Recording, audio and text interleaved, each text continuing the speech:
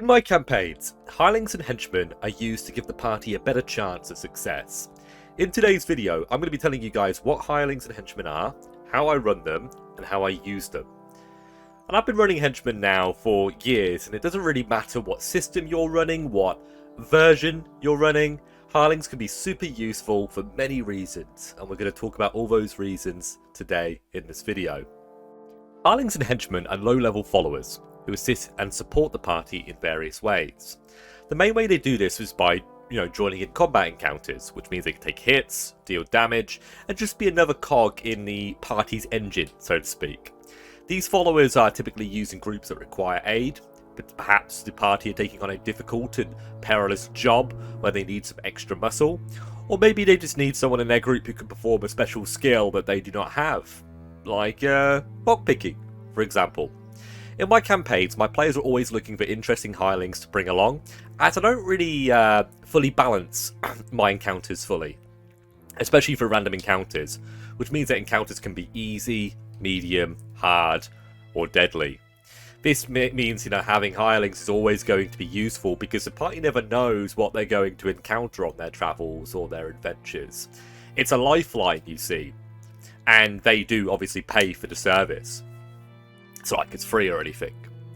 And there is a difference between hirelings, who are your more basic followers, and henchmen, who are kind of leveled adventurers and more professional mercenaries. Hirelings range from commoner to man-at-arms. They usually require a low rate of pay, varying from 3 silver pennies to a gold piece per day, and provide the party with a number of limited services. Despite it being limited, hirelings can be very useful and varied in what they can do and achieve. They're not just combatants, actually hirelings can be useful as non-combatants too. Here's a brief list of the various things they can do and the rate I usually make them kind of valued at, typically. Man-at-arms, porters, pack mules, torchbearers, trappers, local terrain experts, lockpicker / thief, and a sage are kind of typically the ones that I use. And I find that like packed mules, man-at-arms, and specialists are the ones that I'm mainly using, and they're the ones that are mainly like, mostly sought after, I guess. But funnily enough, in one of my groups recently, my Saturday group, they actually hired a torchbearer who managed to survive the first adventure, and they've now decided to invest money into training him to become a man-at-arms, so he can be more effective and useful. That's kind of cool, and that's one of the things I really like about hirelings in my games. Players can get attached and invest their time and gold into them, which makes them into useful allies.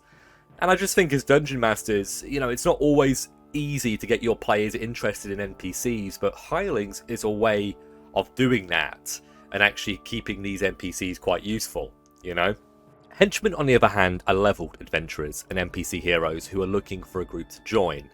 They can vary in level, but they should never really be higher than the party, unless you're going for like a Gandalf, the Grey vibe to an adventure.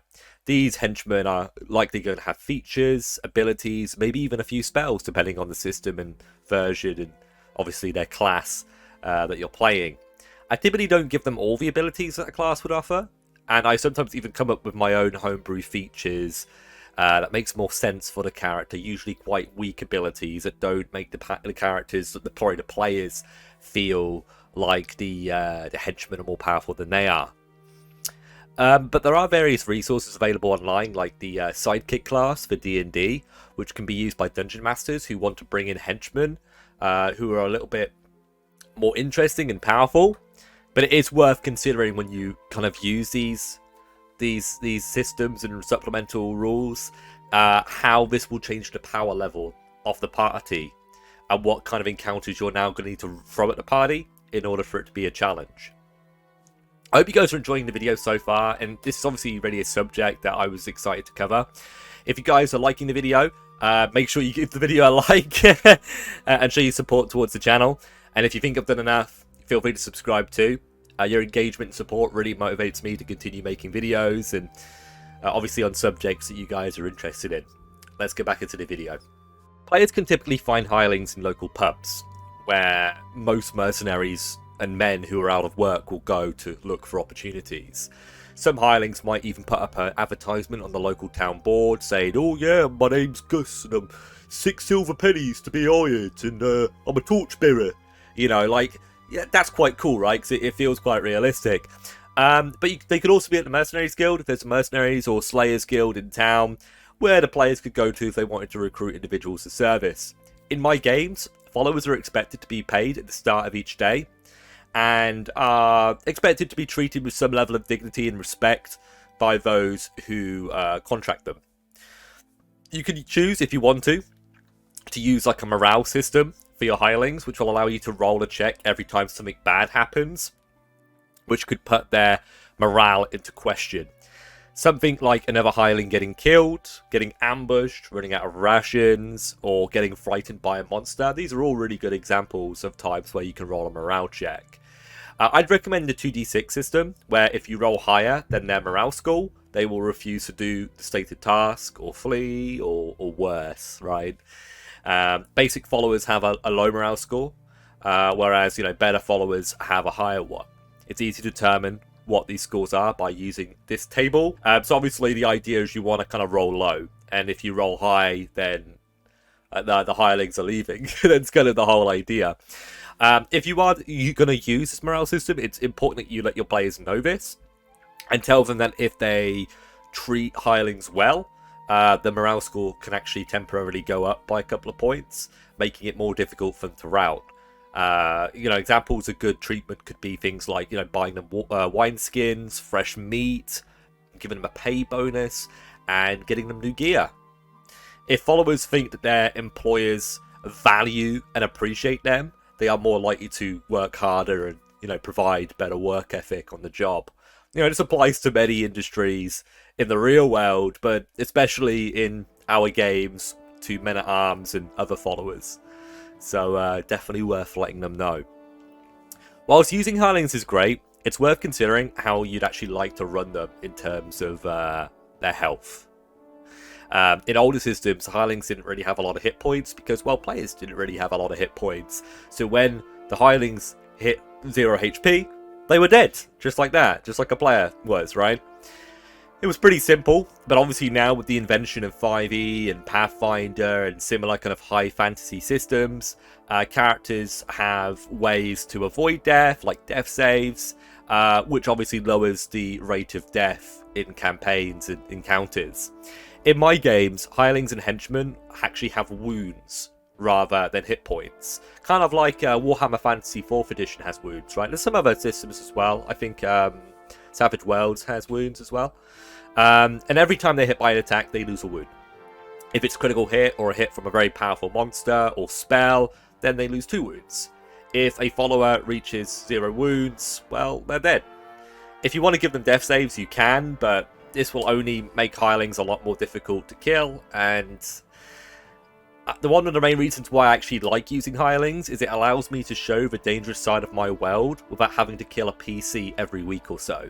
I can have NPCs, these kind of support characters, die, and it definitely adds tension and drama to the story, rather than be just like, executing PCs left, right, and center, right? And then the players will think, wow, we must be lucky, the fact that we're not dying. And it's true, but then they do have death saves, right, which makes it a little bit easier for them to survive. But I actually do personally have a table for when hirelings reach 0. And it's actually determines whether they live or die. The reason I use this is I feel like it's more dramatic and it can lead to these, more interesting circumstances where one hireling never seems to die or keeps getting maimed or like brutally injured, but somehow, like, even though he's lost an arm and an eye and an ear, he's still fighting. And I think that's just really, really cool. Feel free to come with your own tables if you guys are playing 5e or whatever. Make it like a D4 or a D6 table, or a D20 if you really, really want to. And just have the highest number on that table be that they regain a wound and can keep fighting, kind of like adrenaline. They're not going down, and have the lowest number be that, well, they die, right? And then obviously in between you have variations of that. So that can be things like losing limbs, getting knocked out, losing attribute points, etc., right? And I made like I said, I made a D20 table for my own games, which I've actually put up on my Patreon. So if you guys have subscribed to my Patreon, you'll be able to get access to that. You know, thanks to all of you guys who have. I really do appreciate it. It's very, very cool. Now you're probably wondering, guys, you know, Loki, how do you come up with hirelings from the top of your head? And the answer is I don't really do that unless I have like a specific idea in mind for a character from like a movie or like a TV series, right?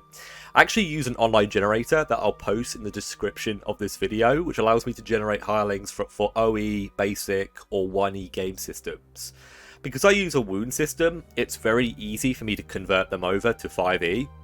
But it gives me information like names, weapons, armor, their alignment, their background, possessions or knowledge, and even some notable features as well. This allows me to pull out hirelings from, well, from my ass, quite frankly, and, you know, implement them into my games.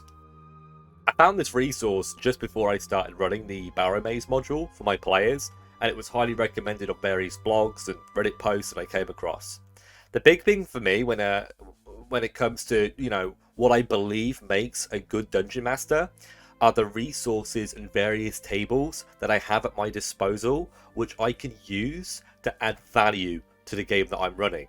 Being able to generate hirelings like this is very, very good because it means I can spend the time that I would have spent, maybe 30 minutes or an hour, doing something that is going to be more useful and effective at making my players have a good time, like making maps and creating new NPCs, other like more important NPCs and magical items and new monsters and things like that.